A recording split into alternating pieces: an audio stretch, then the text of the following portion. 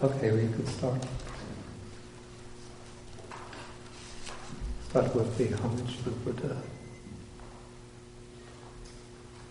Namo tassa bhagavato arahato samma sambuddhassa. Namo tassa bhagavato arahato samma sambuddhassa. Namo tassa bhagavato arahato samma sambuddhassa.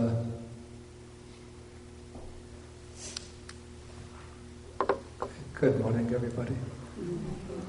Okay, today is June 9th, correct? 2012.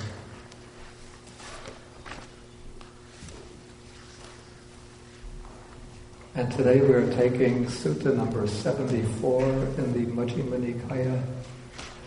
This is called the Dighanaka Sutta, and it's on page 603. It's a short sutta. Do you have it? Maybe you can move over to this seat.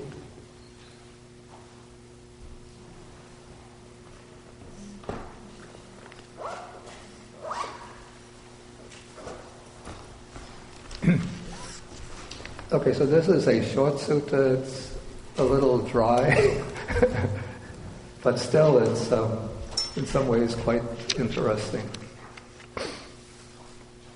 And apparently the sutta takes place very shortly after the beginning of the Buddha's ministry, because we can see from the end of the sutta that Sariputta, at the time the sutta begins, had not yet achieved arhatship, and then he achieves arhatship at the very end of the sutta.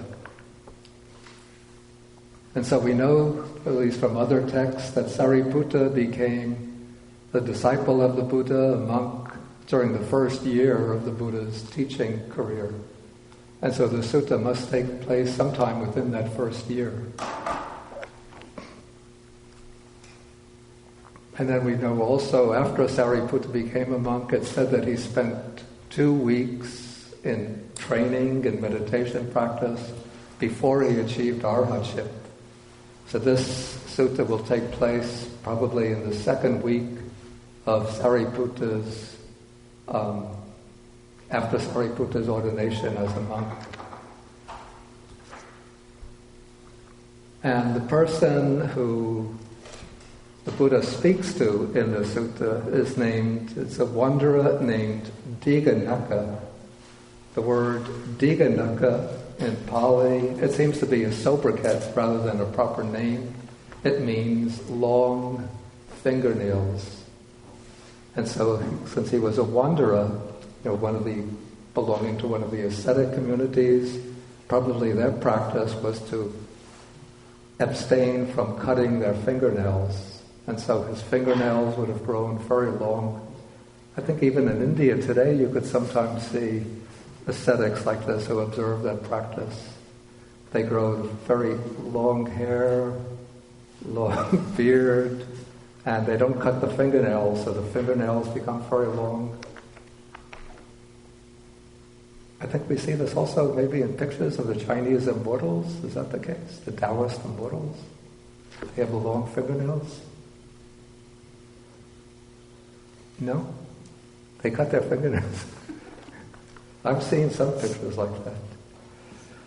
Okay, now Dighanaka was not only a wanderer, but he was, according to the commentary, he was the nephew of Sariputta.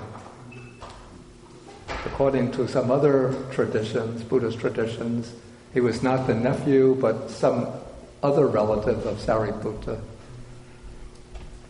And so he had heard that his whether nephew, his uncle or his nephew, depending on which tradition one is following, had become a disciple of this monk that went by the name Gautama.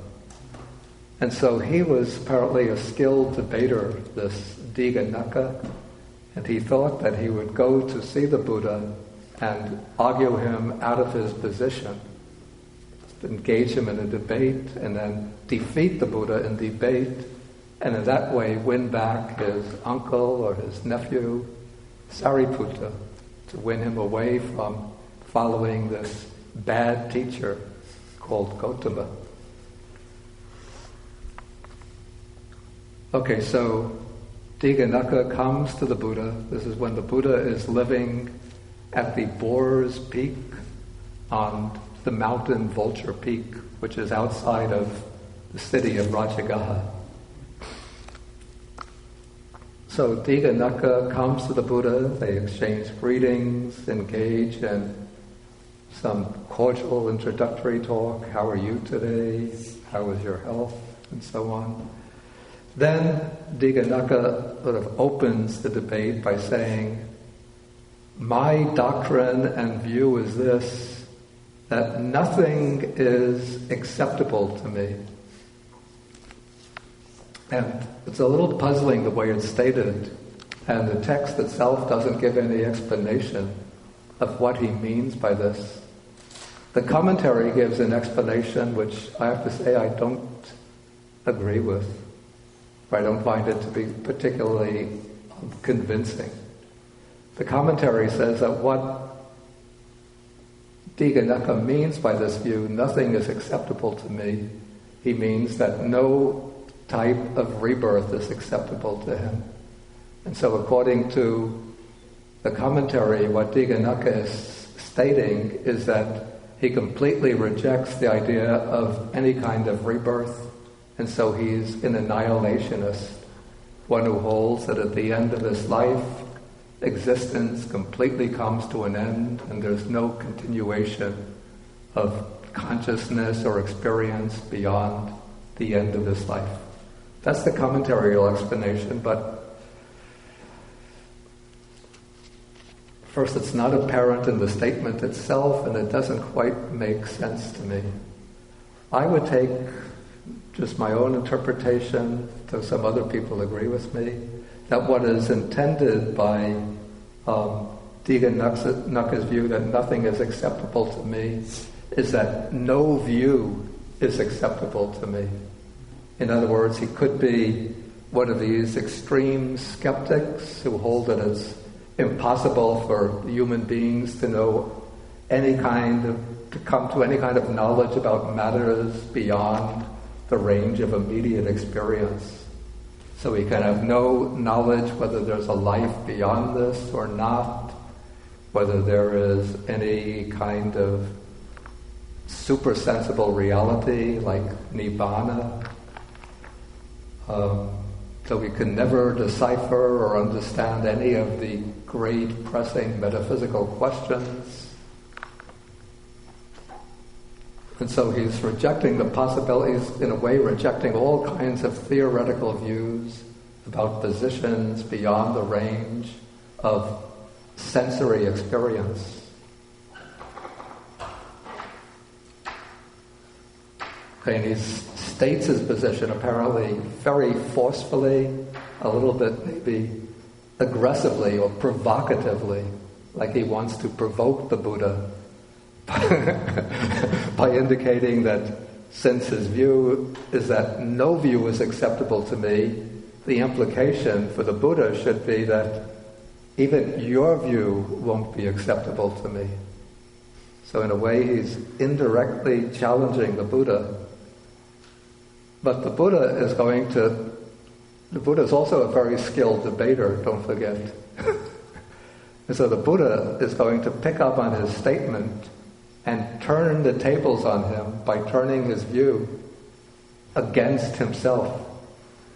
So the Buddha says, this view of yours, that nothing is acceptable to me, isn't at least that view acceptable to you? Yeah, so this seems to support the interpretation I just presented, that what Dighanaka is saying is that no view is acceptable to me. And so we could see the Buddha is contradicting that, or counteracting that, by asking him, isn't that view at least acceptable to you? Okay, and then Dighanaka replies, he says, if this view of mine were acceptable to me, Master Gautama, it too would be the same. It too would be the same. Again, it's from the text itself, it's not completely clear what he means by this, so I have to give my own interpretation. What he seems to be saying is that even though he proposes this view that nothing is acceptable to me, but he's saying that even this view of mine is something that I don't hold to, don't cling to. Since if I were to take up this view and were to cling to it, then I would be accepting that view. And then I would fall into the same position as the positions of those whom I'm rejecting. Does anybody else have any idea of this?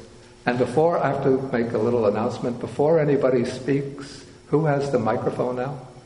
Bowe has it. So we always want to get the questions recorded for the internet presentation. So before anybody asks a question or makes a comment, please take the microphone from Bowe at the beginning, then hold on to it, and the next time somebody else has to comment, then you who have spoken should give the microphone to the next person to speak.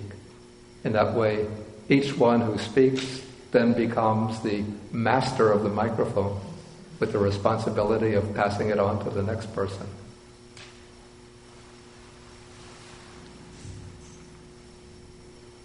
Does anybody else have any understanding of this?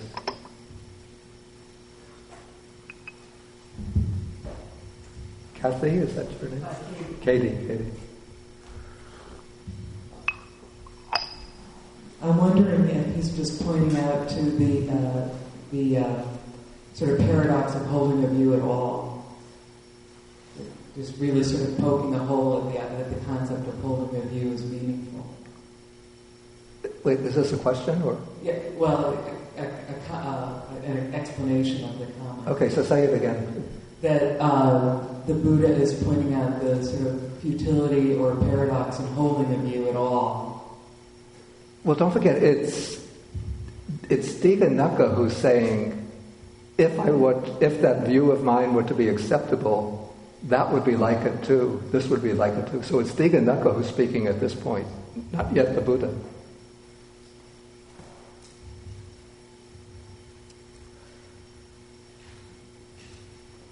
Okay, so now you hold the mic.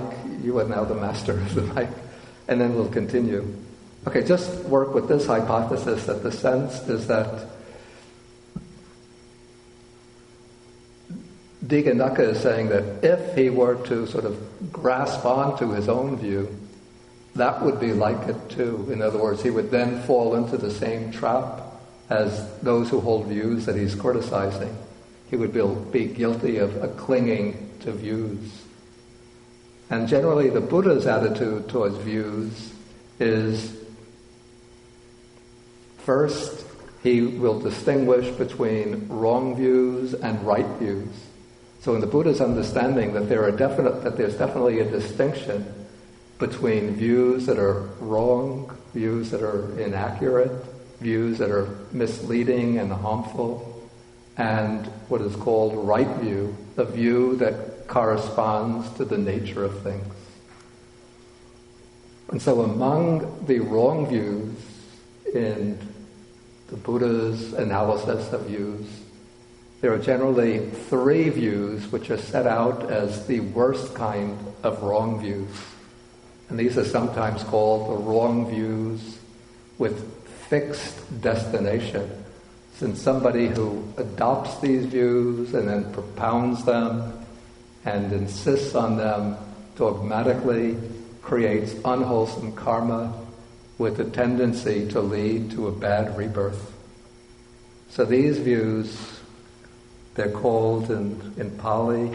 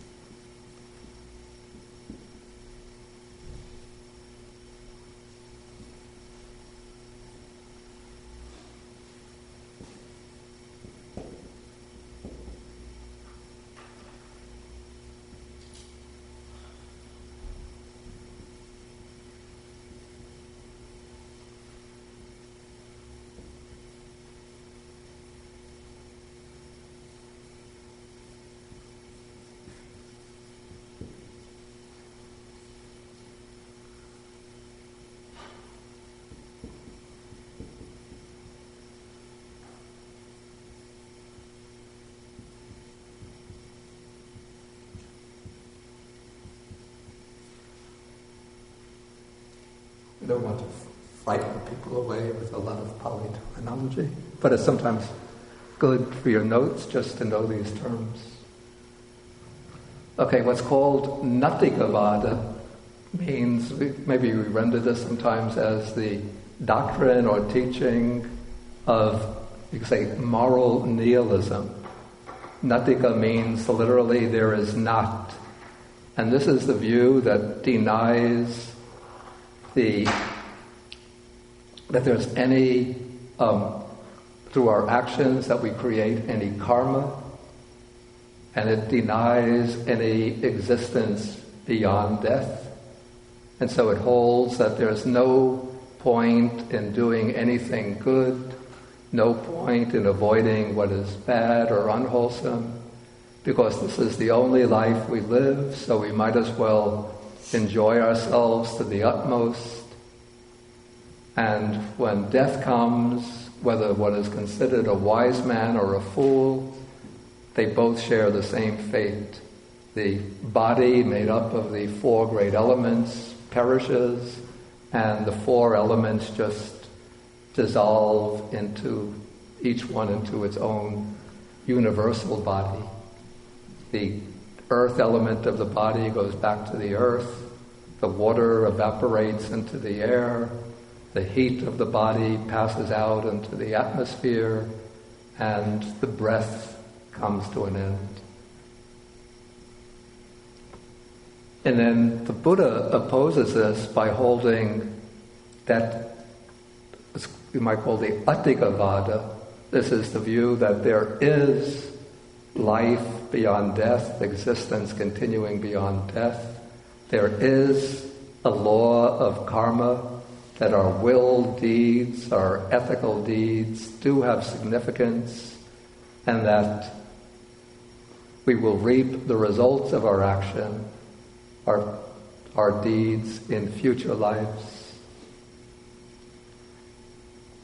Okay, then the second type of bad view or wrong view is called Akiryavada, which means literally the view or doctrine of not doing. And this view is expressed in the thesis that if somebody, it seems very similar to Attikavada, the way it's expressed. If somebody goes around killing, murdering, slaughtering, robbing, he commits no evil, so there's not doing of anything evil. And if somebody goes around practicing charity, giving, generosity, self-restraint, mental development, there's no doing of anything good.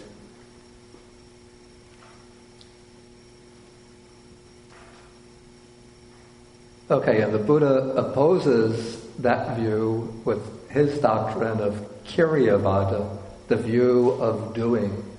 That is, when we do certain actions, we are doing what is bad, unwholesome, harmful. When we do other actions, we are doing what is good, what is beneficial, what is helpful. And then the third type of strong wrong view is called a hetukavada, which is the view that there is no cause, no condition for the corruption or defilement of living beings, and no cause, no reason for the purification or spiritual development of living beings. This view holds that people are determined by fate, that their destiny is sort of predetermined, and whether they do things that we consider to be wholesome or unwholesome, good or bad, they each have their own process of development that they have to go through, and whether one is good or bad, when that predetermined time comes, one will attain liberation. And then the Buddha opposes this with the view that there is a cause, there is a reason for beings to become defiled or corrupted, and there is a cause, there is a reason for beings to become purified, to develop, to become enlightened. And so the Buddha is one who teaches the existence of causes and conditions. Okay, so that's the basic distinction of wrong views and the Buddha's right view. But on top of this, then the Buddha teaches also what's called, these are like the worldly right views, the view that there is the doing of karma and an existence beyond death. There is the doing of what is harmful and what is beneficial. And there are causes and conditions for spiritual development and for enlightenment. So those are what we call the mundane right views, the right views that operate within the range of the world. But then the Buddha also teaches what we might call the world transcending or liberating right view. This is the right view that leads to ultimate liberation. And that would be the view of the understanding of the Four Noble Truths. Okay, so the Buddha makes a clear distinction between wrong views and right views and different types of right views. But the Buddha's attitude towards views is different from that of the, might call the dogmatists. The Buddha teaches that one uses the view not as something to which one clings, but rather as a kind of lens for understanding the nature of the world and as a basis for spiritual cultivation. And so the proper attitude towards views within the Buddha's framework of understanding is that views have, if I call them, a pragmatic function or a strategic function.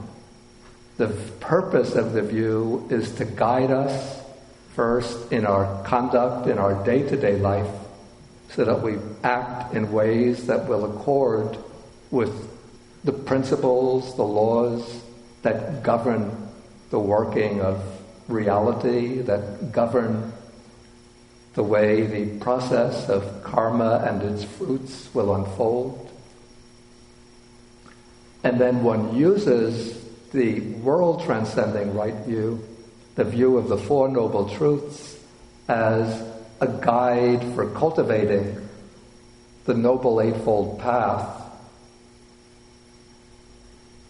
And then when one reaches the end or goal of the Noble Eightfold Path, then in a sense one transcends all views.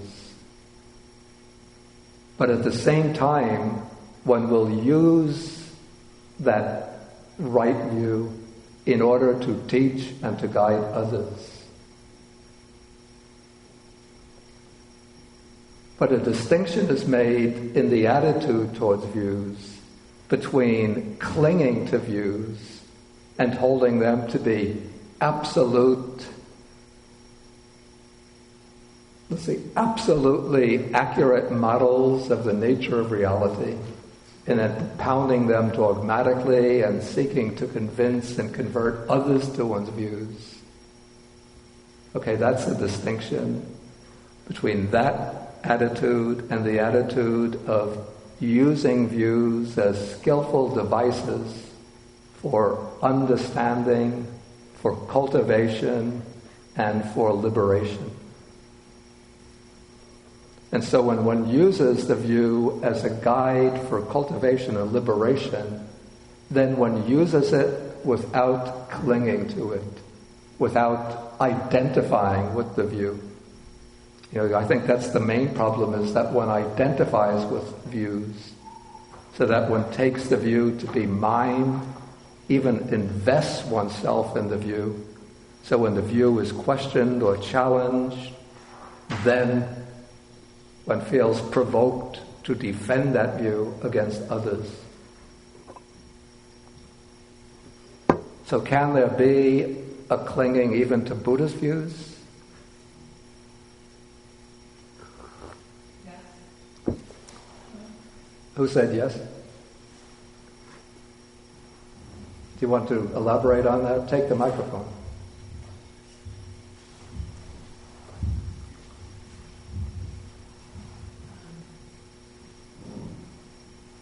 Yes.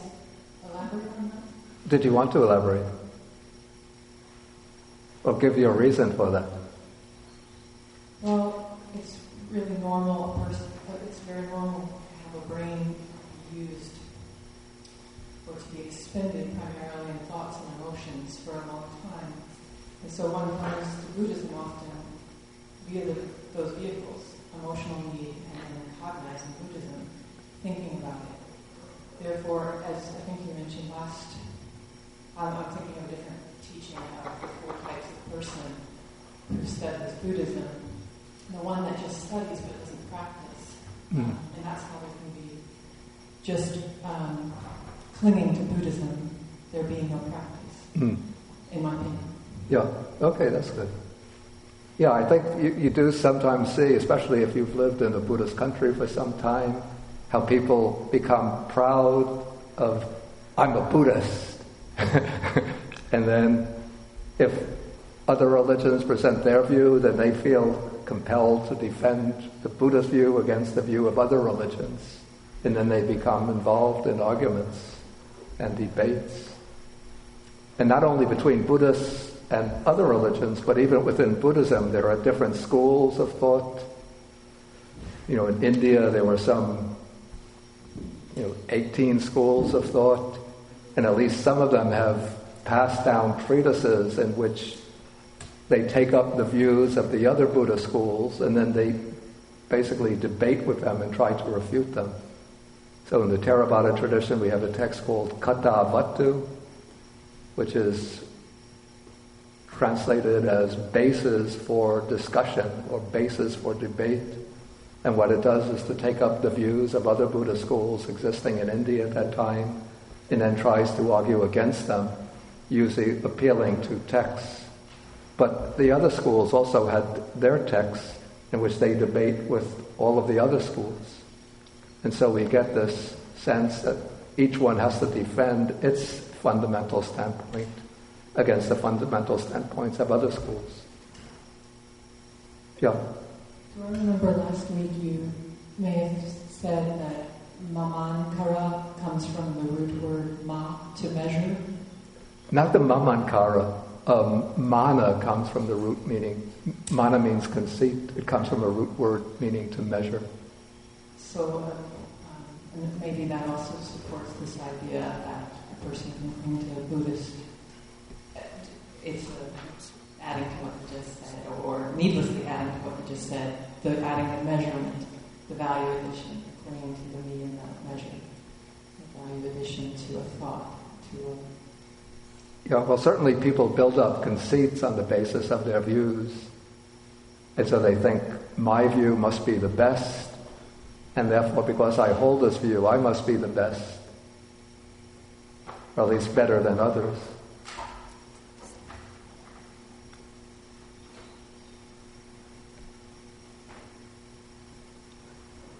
Okay, let us continue.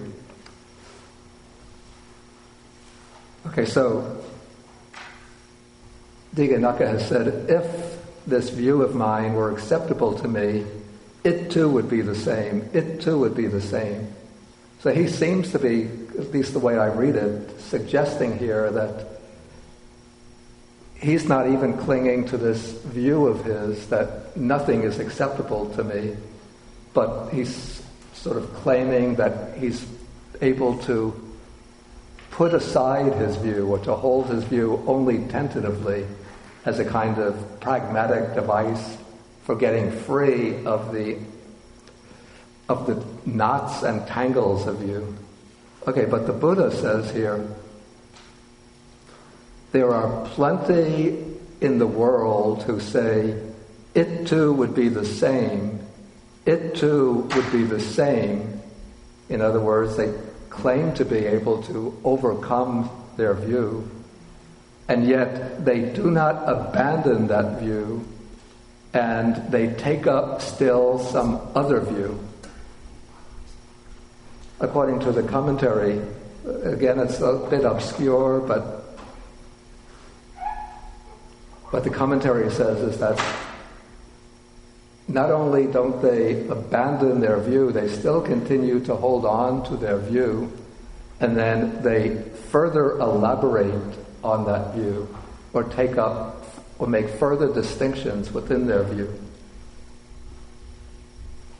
But anyway, for the most part, what the Buddha is saying is that there are there are plenty in the world who say it too would be the same, as though they've overcome the attachment to view, and yet they still continue at some level to cling to their view, and then they take up some other view. But there are few in the world who say it too would be the same, it too would be the same, and to abandon that view and do not take up some other view. So it seems that the few in the world would be those who are able to give up the clinging to their view without taking up some other view to replace it.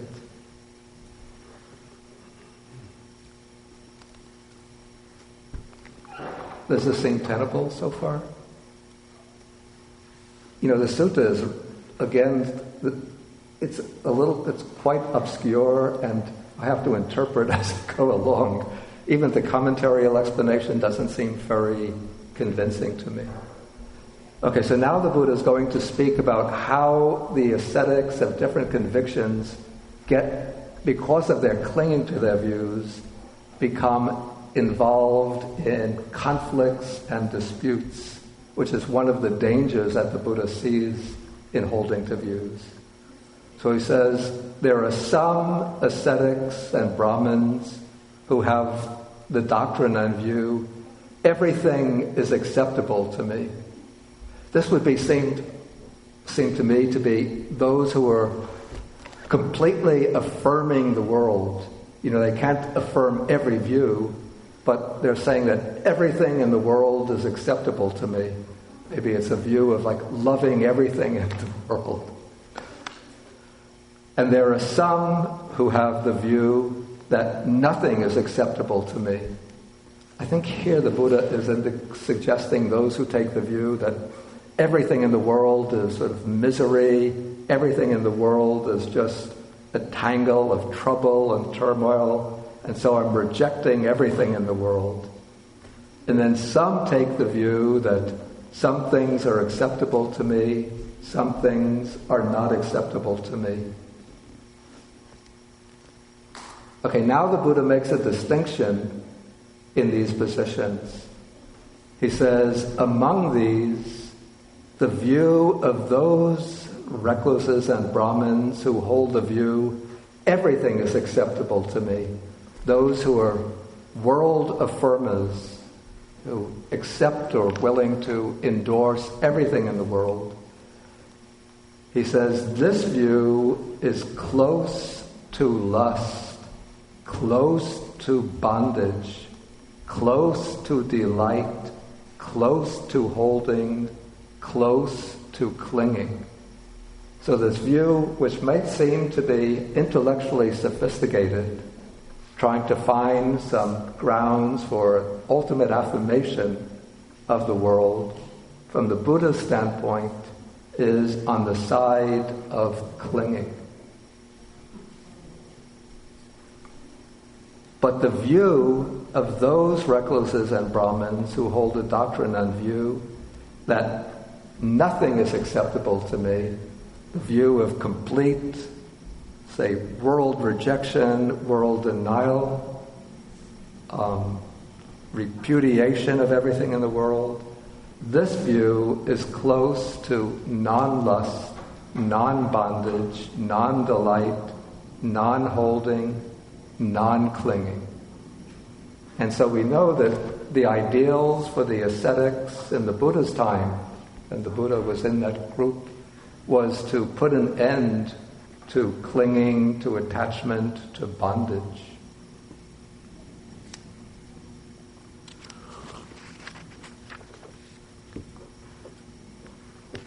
And so we have this kind of an opposition of these two positions. Everything is acceptable to me, everything is not acceptable. Usually they're seen as polar opposites. But the Buddha seems to be affirming, or at least approving to a greater extent, the view of those who say nothing is acceptable to me. How does this square with our ordinary understanding, our usual understanding of Buddhism? Of course, there's a kind of a popular understanding of Buddhism which says that, through the practice of mindfulness, one should come to be able to appreciate, live completely in the present, be able to appreciate everything that one is doing, everything one is experiencing. And yet here it seems to be saying that the view that one should enjoy everything, experience everything, is on the side of clinging, the side of bondage. Doesn't it seem to be siding with the pessimists, with the kind of grouchy negativists like Schopenhauer?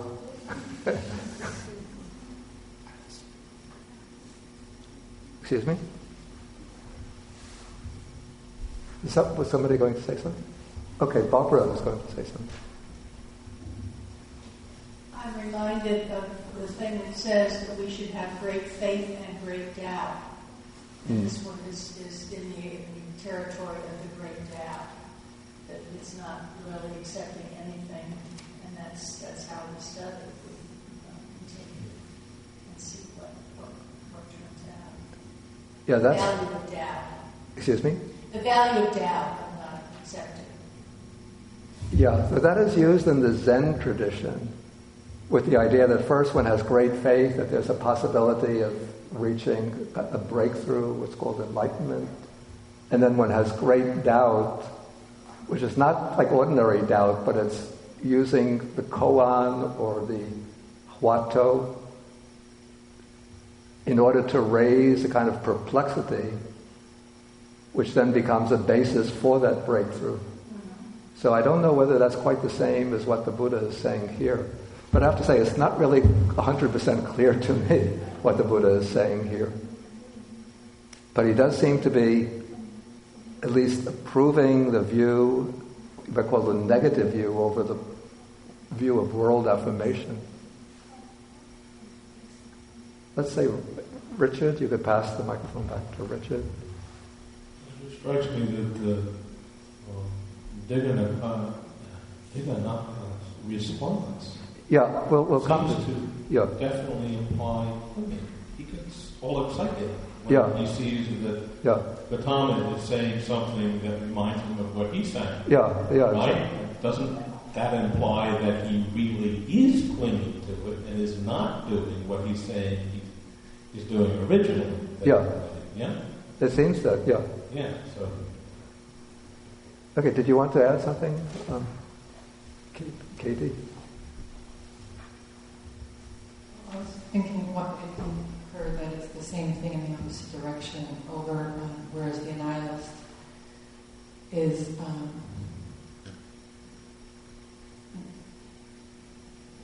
presuming a condition that they really maybe don't know, asserting that. The opposite is to constantly sort of inseminate everything with this assumption of positivism, to also a form of conceit or gratifying conceit, and asserting knowing that isn't actually there, asserting a conclusion which is very gratifying and sort of placating and resolving. I've either made the decision to be a nihilist or made the decision to be all things are in the positive realm, and it is a tremendous presumption, a needless presumption that's very calming. Okay, possibly. But let us go on and see how this discussion works out. Okay, so when this was said, then, now it's on the next page, Dighanaka says, Master Gautama commends my point of view. Master Gautama recommends my point of view. So Dighanaka becomes happy at the Buddha's statement because he thinks that the Buddha is endorsing his position.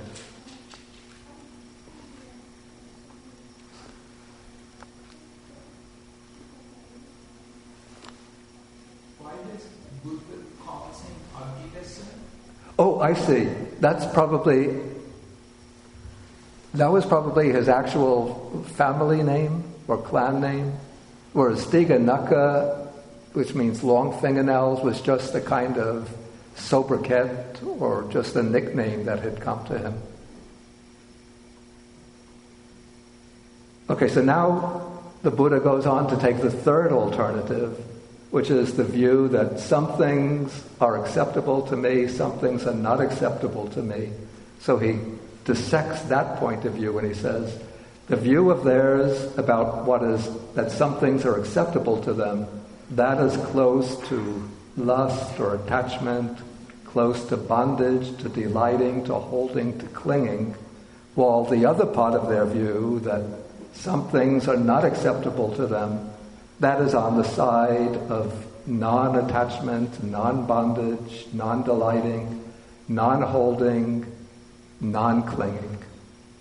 So basically he just divides that synthetic view into its two aspects and then puts one aspect on the side of clinging, one aspect on the side of not clinging. Okay, now the Buddha is going to explain how a wise person treats these different views. Okay, first, a wise person who holds the view everything is acceptable to me considers thus: if I obstinately adhere to my view that everything is acceptable to me and declare only this is true, anything else is wrong. See, that is the crux of the problem for the Buddha. Adhering to the view and then making this one-sided dogmatic assertion, only this, everything else wrong. Okay, then I will clash with those who hold the other two views. Okay, so then I may clash with these two, and when there is a clash, then there are disputes. When there are disputes, there are quarrels. When there are quarrels, there is vexation or trouble or distress. And so foreseeing the possibility of clashes, disputes, quarrels, and vexation, he abandons that view and does not take up another view. So this is how there comes to be the abandoning of these views, how there comes to be the relinquishing of these views. Okay, we have here, I think, reasoning which is very similar to that of the skeptics in ancient Greece.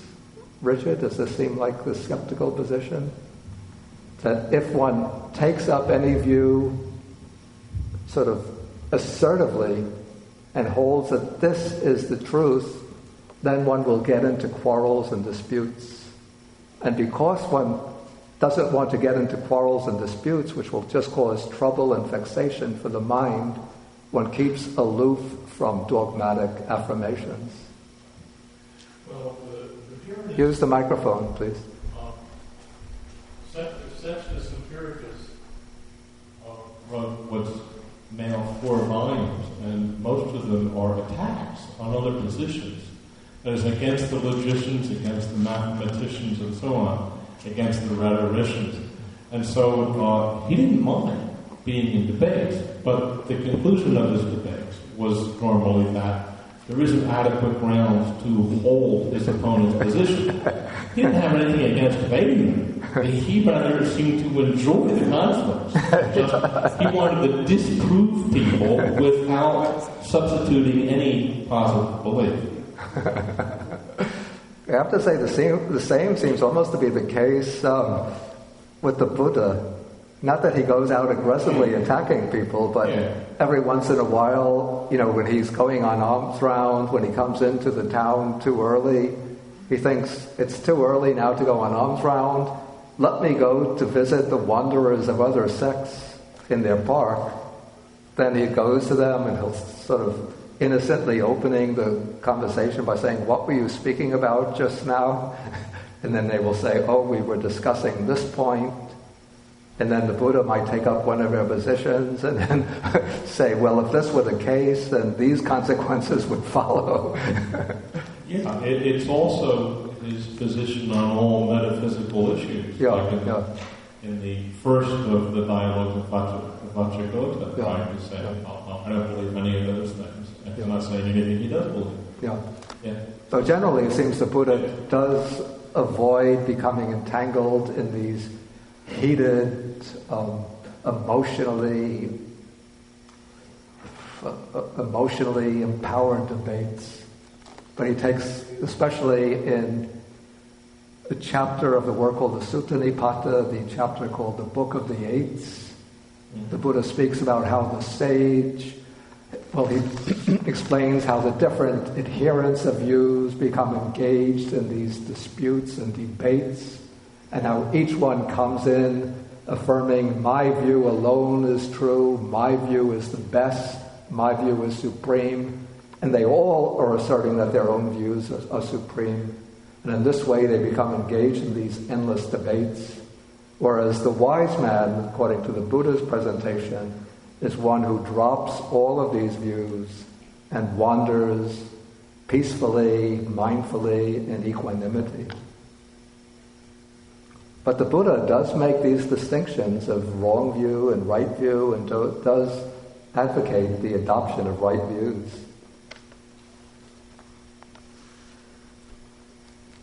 Well, my point, he seems to advocate the adoption of correct views on ethical grounds primarily. That's a very good point. He's saying that they're not.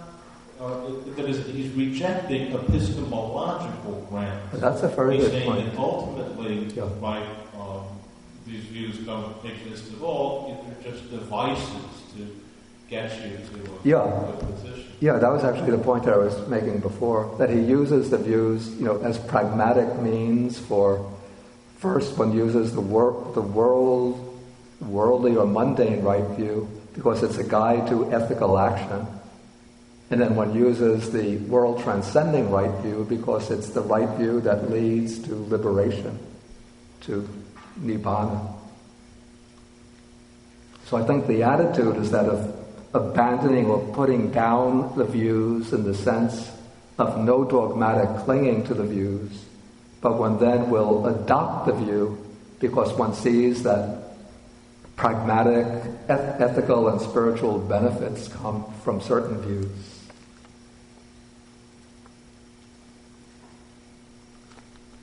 Okay, so then next the Buddha takes the second view, that nothing is acceptable to me, and then he just actually draws out the same consequences for this view, and then he takes the third view, the view that some things are acceptable to me, some things are not acceptable to me, and again he draws out the consequences. So for the proponent of any of these three positions, once he asserts that view, emphatically holds to it tenaciously, and presents it as the exclusive truth, he's going to get into conflict with those who hold the other two views. Okay, now the Buddha suddenly changes the topic, it seems, the topic of discussion completely, and sort of steers it off in a different direction. He must have seen that Dighanaka had the potential to reach stream entry, to reach one of the first stage of enlightenment. So now, rather than continue with this discussion on views, the Buddha is going to direct the attention of Dighanaka to certain themes of contemplation. And he's going to take first the body, the physical body, as representing rupa, or material form, and then he's going to take feeling as representing the mental side of experience. And so we have both sides of experience, the physical and the mental, are brought into this exposition by the Buddha.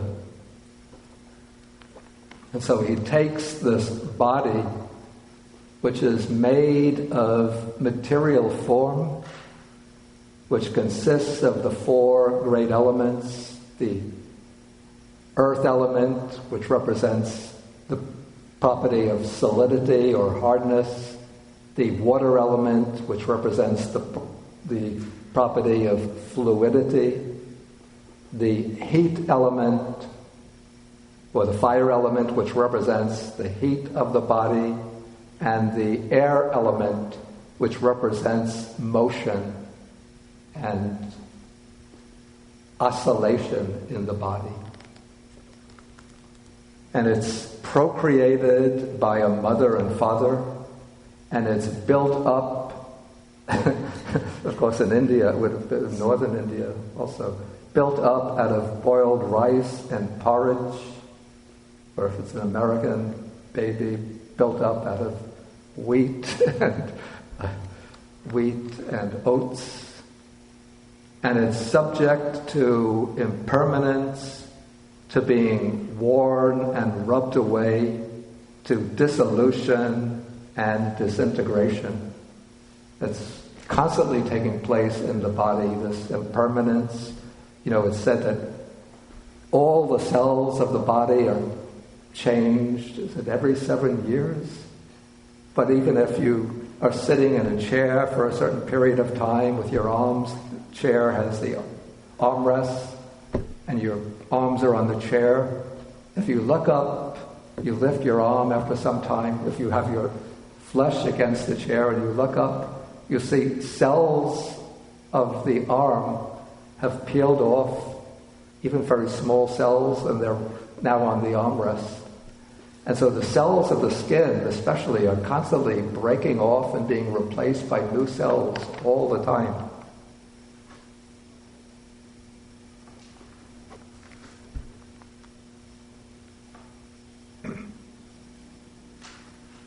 And so the body, now this, what's going to come next is pretty strong. The body should be regarded as impermanent, as suffering, as a disease, as a tumor or a boil, as a dart, as a calamity, as an affliction, as alien, as disintegrating, as void or empty, as not self. So here we have 11 properties or characteristics of the body, but these 11 characteristics are just elaborations of the three main characteristics: impermanence, suffering, and non-self. So if we take impermanence, what other characteristics here fit into impermanence?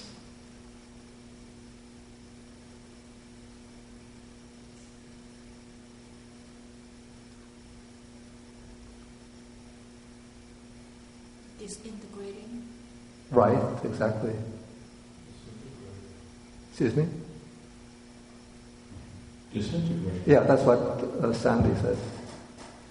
Don't say anything else because I don't see anything else. Okay, let us take not self. What other characteristics form and belong to not self? Form. Excuse me? Form. Yeah. Alien. And alien, right, very good. Alien means other. So one regards it as other than oneself.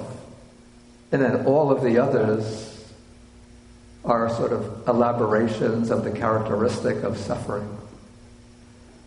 So we have these 11 characteristics of the body, and this seems really quite strong because usually, we like our bodies.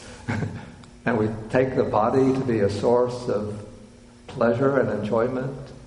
And I have to say, looking at the body from a medical point of view or a biological point of view, I have to say it's, in many respects, a quite magnificent product or creation. The way all of the different organs perform their functions and are so precisely integrated with all the other organs. If we didn't have a heart, I go to sleep, it's beating, I don't have to check it all the time to see whether it's beating or not. And when it's beating, it's causing the blood to circulate through the whole body. When I eat, I don't have to give any instructions to the stomach to digest the food, it digests it all on its own. The liver will take all of the toxic substances that out of the body, will break them down and discharge them. And then all of this goes to the kidneys. I don't have to give any instructions to the kidneys. It knows what to separate out, what to discharge. So, and so many other things. The spleen, I have only a vague idea what it does, but it's working all the time. The brain, I don't have to give it instructions to think these thoughts, feel these feelings, react in this way, process the beams of light into figures, interpret them. But it's doing this, all of it on its own. Why didn't Dighanaka say you're holding a view, Gautama? You're holding a view of the body? Okay, first use the microphone so we get it on the recording. Why do you think Dighanaka didn't turn and say, you're holding a view, Gautama, you're holding a view of the body? It's a good question. I don't know. But maybe he would understand that the Buddha is not giving a view about the body, but just explaining the nature of the body.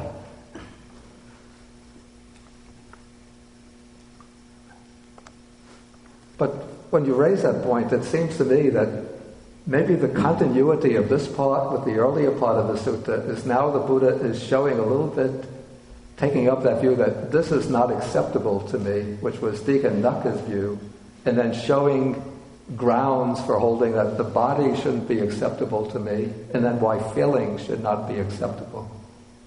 Okay, so the body has all of these magnificent functions, and it performs them all so well, so precisely, while one is in good health. But then there come times when things don't function so well in the body. We have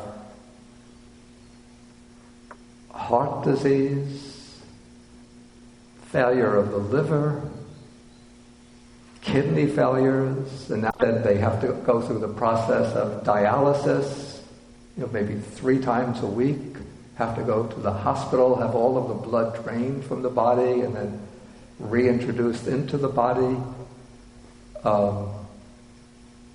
We have cancers in so many different parts of the body.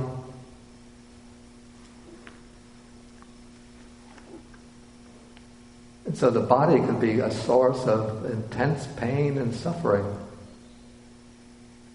I remember time in Sri Lanka, I was staying in the hospital just for a minor reason, but every night I would hear from another ward, somebody would be crying out, "Ayo!" You know, in America, when we are in pain, we call out, "Ow! Ow! Ow!" But for some reason in Sri Lanka, they call out, "Ayo! Ayo! Ayo! Ayo!" A little bit different. But I would hear this going on for it would come for about 5 minutes, then it would quiet down. Then after about an hour, again the same voice calling out. It would occur to me, wow, how much suffering there must be in the body. I found out later that the person had a kidney stone. And so whenever he had to urinate, he would go through this intense pain.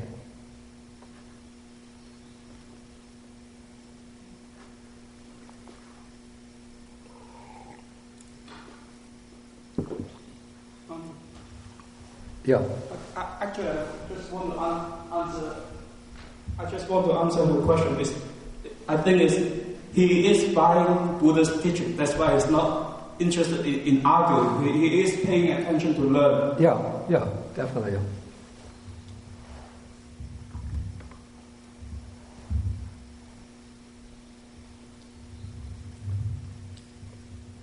Yeah, so there's just about every part of the body is subject to some sickness, some illness. Even when we get a little fever or flu, we feel so miserable, don't we? Then when we get over it, then we feel relieved and happy and at ease.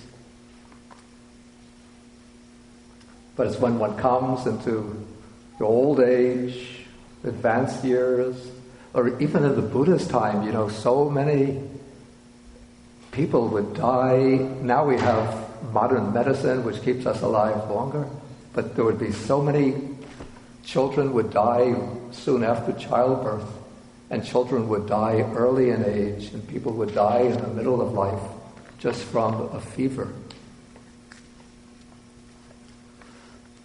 Okay, so by reflecting on this way, by examining the body in this way, then one abandons desire for the body, affection for the body, and subservience or domination by the body.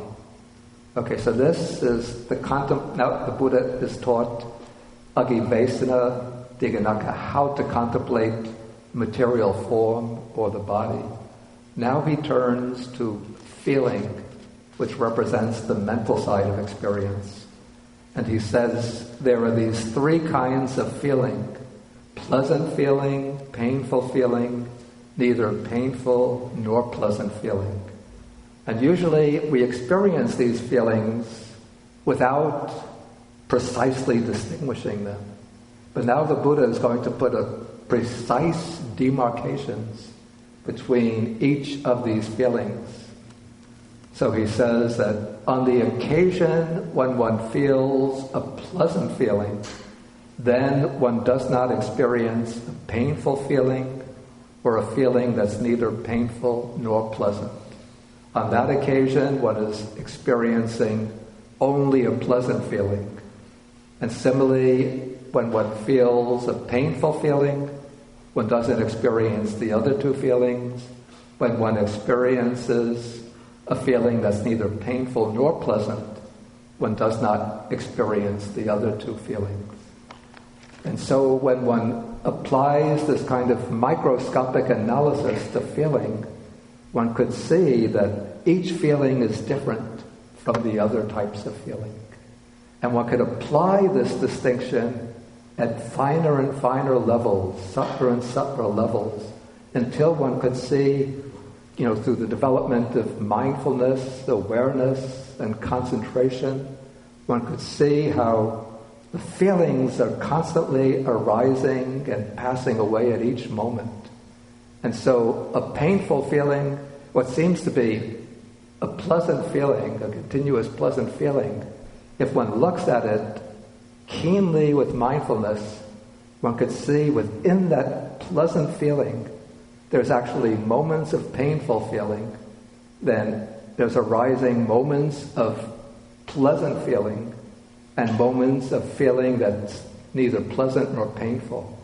But because the pleasant feeling is stronger, more dominant, we think of it as a pleasant feeling. And similarly, when we're undergoing a painful feeling, if we pay close attention to our experience, we'll see brief little moments of pleasure, other moments of pain, which in this case will be stronger, more prominent, other moments when there's not a clear pain or pleasant feeling. And so the feelings are arising and passing different at each moment. So when one sees this distinction between the different types of feeling, what will it lead into? What kind of perception or understanding? Impermanence? Say that loudly. Impermanence? Right, exactly. It leads into the insight that all of these feelings are impermanent. Okay, and so here we come, paragraph 11. So pleasant feeling is impermanent, and by seeing it precisely, one sees how the feeling arises through certain conditions. Feeling that arises through the eye comes into being when there's the contact of the eye with the visible form, and consciousness meets that form through the eye. Feeling that arises through the ear comes when there's a contact between the sound and the ear, and consciousness goes out to that sound. So all of these feelings are arising from conditions. So they're dependently arisen, and as soon as they arise, a moment after, they pass away, they vanish, they fade away, and they cease. And so in this way, one sees the impermanence, the transitory nature of the three kinds of feeling: pleasant feeling, painful feeling, neutral feeling. Okay, so now the Buddha continues. So now he's probably really has Dighanaka engaged in this discourse. Actually, now this real, I think it becomes very clear to me, just as I explained the connection of this part of the sutta with the earlier part. Because Dighanaka was coming and saying, nothing is acceptable to me, so he's rejecting everything in the world, but he doesn't really have a kind of clear understanding of how to turn that view into actual insight, a kind of insight that will lead to liberation. But now the Buddha is giving him those directions by showing him how to contemplate the body and then how to contemplate feelings. Okay, so now the Buddha continues. So the well-instructed, noble disciple becomes disenchanted with pleasant feeling, disenchanted with painful feeling, disenchanted with neither painful nor pleasant feeling. So usually the pleasant feeling is what's enchanting to us, since that gives us enjoyment, and so we cling to it.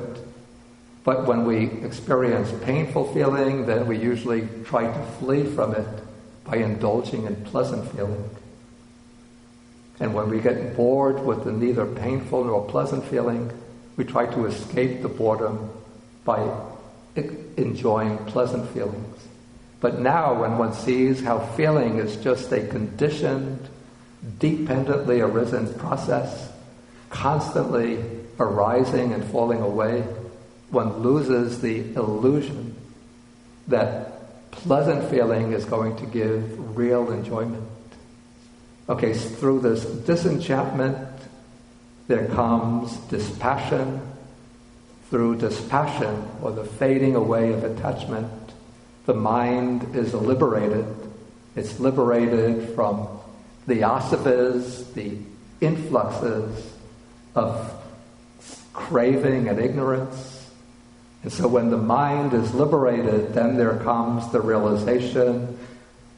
It is liberated, and one understands birth is destroyed, the holy life has been lived, what had to be done has been done. There is no more coming back to any state of being. Okay, then the Buddha says that a monk whose mind is liberated in this way sides with none and disputes with none, and he employs the speech currently used in the world without adhering to it. This is a very important statement of the Buddha, because the Buddha will use the words that are ordinarily the basis for clinging. He'll use the word self when he has to explain things like you have to cultivate yourself, you have to train yourself, you yourself are responsible for your own actions. So the Buddha will use the word self, but without adhering to it, without falsely ascribing the idea of some kind of metaphysical self to the word self. He'll use the word I and mine without building up delusions on the basis of these words I and mine. So he doesn't say this set of 5 aggregates, that set of 5 aggregates. If he were writing, he would probably write the word I with a capital I. He wouldn't use a small I, trying to be humble by showing that he uses just a small I. But he'll conform to the conventions of the world, but he's seen through these conventions. Okay, so now the Buddha is finished his discourse to Dighanaka, but now the text is going to explain what was happening at the time. Okay, so at this time, the Venerable Sariputta was standing behind the Buddha, fanning him. It must have been the hot season, so he would be fanning him. Then as the Buddha was speaking, Sariputta was reflecting. He was thinking, the Blessed One speaks to us of the abandoning of these things through direct knowledge. He speaks of the relinquishing of these things through direct knowledge. In other words, one directly knows the impermanent conditioned nature of the body. One directly knows the impermanent conditioned nature of the feelings. And in this way, one gives up the attachment to them on the basis of that direct knowledge. And so as Venerable Sariputta was reflecting in this way, his mind must have entered into the stages of insight, seeing directly the arising and passing of his own feelings, states of mind, states of consciousness. And as he was seeing this, through not clinging, his mind was liberated from the asavas. So it's on that occasion, just at that moment, that Sariputta achieved arhatship. Okay, and then as Dighanaka was listening to the discourse, what happened to him? The spotless, immaculate vision of the Dhamma arose in him. All that is subject to arising, don't worry, is subject to cessation.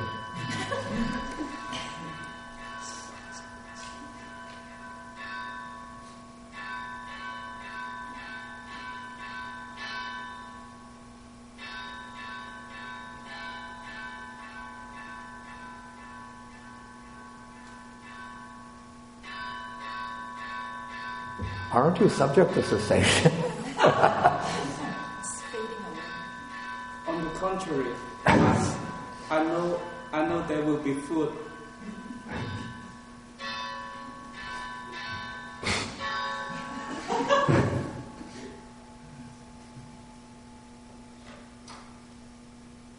Okay.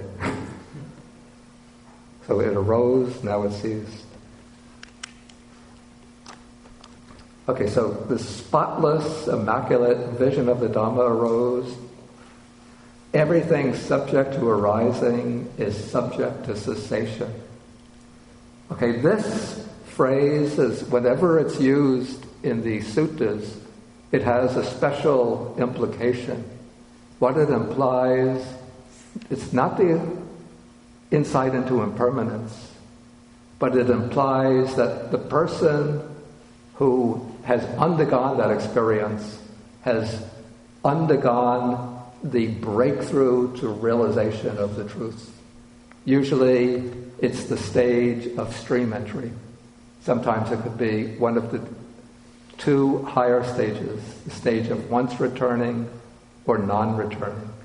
But what happens is that the listener is first listening to the Buddha's words, then not just listening, but as he's listening, the mind is going into deep stages of insight, seeing the arising, the impermanent and selfless nature of all the phenomena in experience.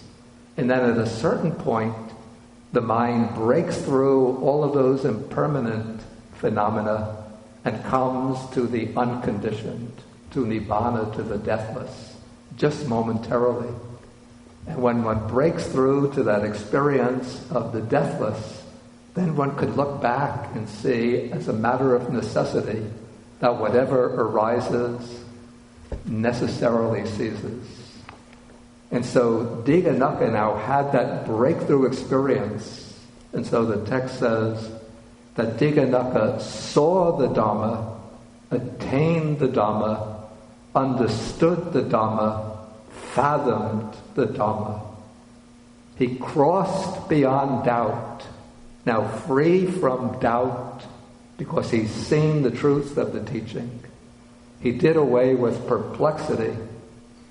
He gained, that word again, intrepidity, or he gained self-confidence. Now he's fearless in his understanding of the Dhamma.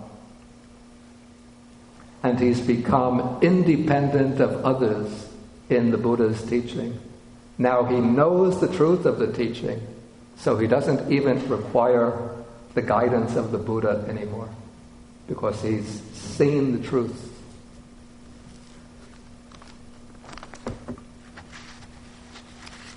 But of course he could still benefit from the Buddha's instruction in the sense of getting practical guidance in order to advance further. But once he makes that breakthrough to the Dhamma, then the truth of the Dhamma, in a sense, becomes grafted into his own being, so that he has that truth always accessible to him. And he just has to reflect inwardly to experience that truth. Okay, so then Dighanaka exclaims, "Magnificent Master Gotama, magnificent Master Gotama. Master Gotama has made the Dhamma clear to me in many ways, as though we were turning upright what were overturned, revealing what was hidden, showing the way to one who is lost, or holding up a lamp in the dark for those with insight, for those with eyesight to see forms. I go to Master Gotama for refuge, and to the Dhamma, and to the Sangha of bhikkhus."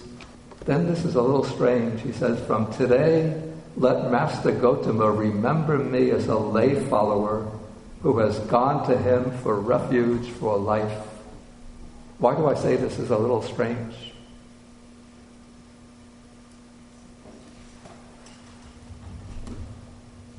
He is already a wanderer. Yeah, exactly. Since he's a wanderer, why should he then become a lay follower?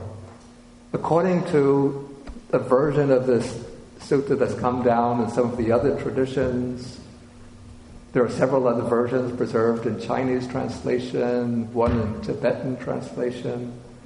And this I know from reading my friend Bhikkhu Analayo. He's written the study comparing the suttas of the Majjhima Nikaya with their counterparts from other traditions, that according to the version in other traditions, when Dighanaka attained stream entry, then he asked the Buddha and went for refuge. He didn't become a lay follower, but he asked the Buddha to be ordained as a monk. Then after becoming ordained as a monk, then he goes off by himself and practices meditation, and then he achieves arhatship. And to me that seems more convincing than the idea that he would go from being a wandering ascetic with long fingernails and long hair. You know, he's probably been wandering for years, living a very tough ascetic life, giving all that up and becoming a lay follower, and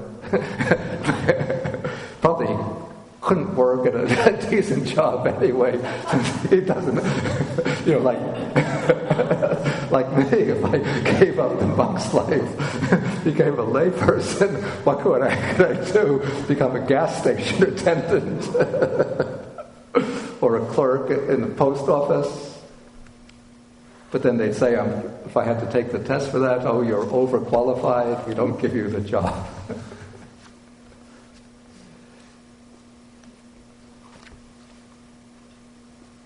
Okay, are there any questions or any comments? Okay, Richard has a comment, so please pass the microphone back.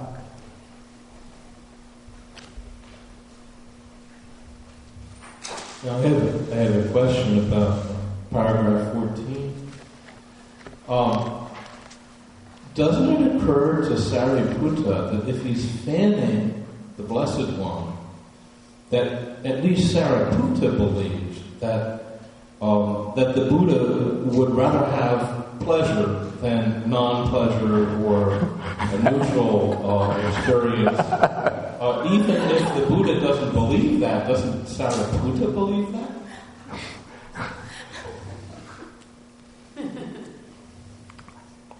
This is a good question, actually.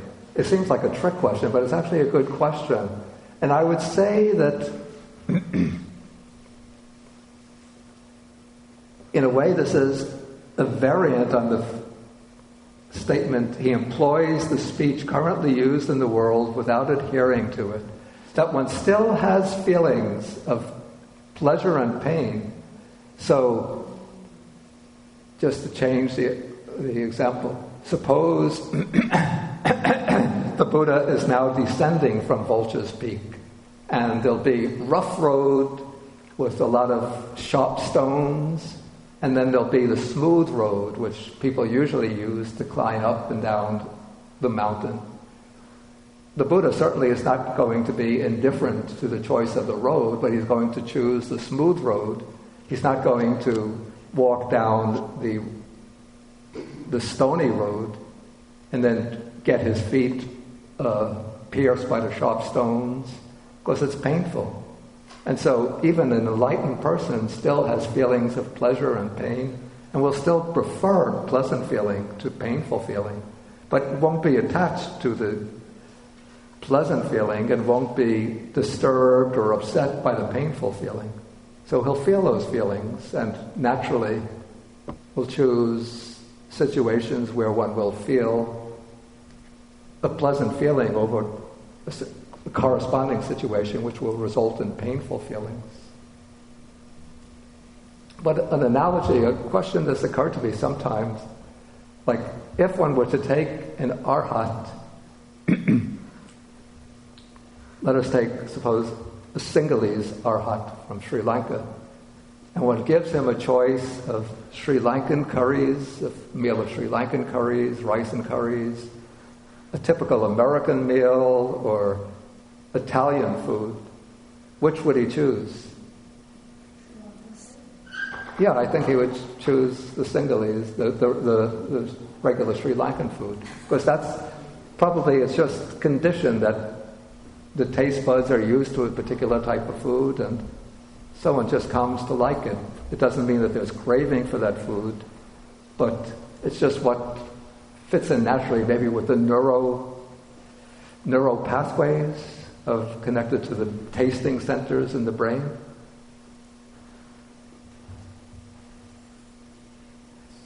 Yeah, please. This is a related question, building on that statement about employing the speech of the day. The question arose that was the Buddha possibly meeting this man where he was when he seemed to be siding more with non-greed, with an almost aversive or ascetic? That's a very good point, and it could be that the Buddha was speaking in that way. He was speaking strict just to him and then leading him beyond. Yeah, because the Buddha often will accommodate himself to the person that he is addressing in order to, is an expression for that, sort of win over his mind, sort of attract and sustain him. Yeah, it's the expression is sanganhati. It means something like to attract or to bring over. Excuse me? Any further comments or questions? Okay, Richard has another one. Yeah, I just want to add, what does Natikavada mean? What Natikavada? That is the doctrine that holds that there's no, it's usually phrased that there's no point in giving, no point in charity, no point in serving one's parents, and so on, no fruit and result of good and bad deeds. When the body breaks up at death, then everything comes to an end. Okay, I think we'll have to end now. And today we won't be having the discussion period because there's a meeting of the Buddhist Association. We'll have its annual meeting here in the afternoon. So we'll come together, we'll have the class next week on Sutta number 75 in the Majjhima Nikaya. And I should mention that next week my friend Venerable Analio, who some of you maybe have been following his course on the internet, he'll be coming here, well, just for one day, but he'll join our class. I had asked him whether he would give the talk himself, but he said, I'll just be flying in that day or the day before, so I'll still be tired from the long flight. But he'll be here for the discussion period, so you could pick his brains during the discussion period. And he's one of the most brilliant Buddhist scholars now. He knows now Pali, Buddhist Sanskrit, Buddhist Chinese, and Buddhist Tibetan. And I know pretty much just Pali.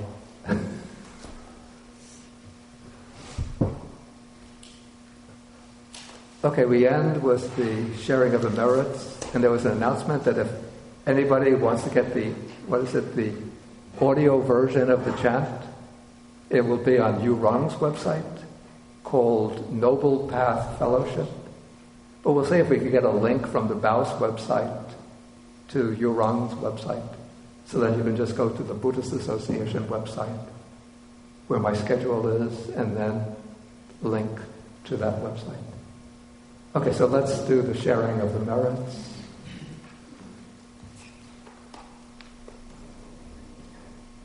Akasata Chabumata Devanaga Mahedika Punyantang Anumoditva Chirang Rakantu Sasanam Akasata Chabumata Devanaga Mahedika Punyantang Anumoditva Chirang Rakantu Desanam Akasata Chabumata Devanaga Mahedika Punyantang Anumoditva Chirang Rakantu Mangparam Etavata Amhehi Sampadam Punya Sampadam Sabbe Devanumodantu Sabba Sampati Siddhya Etavatajam Hehi Sampadam Punya Sampadam Sabbe Bhudanumodantu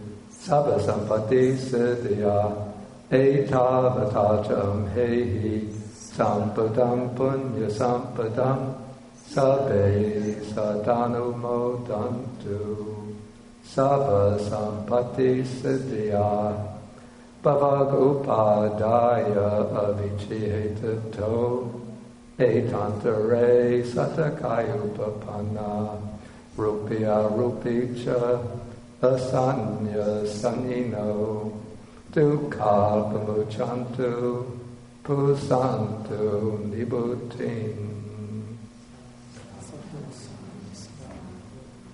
Okay, we end with 3 short bows to Buddha.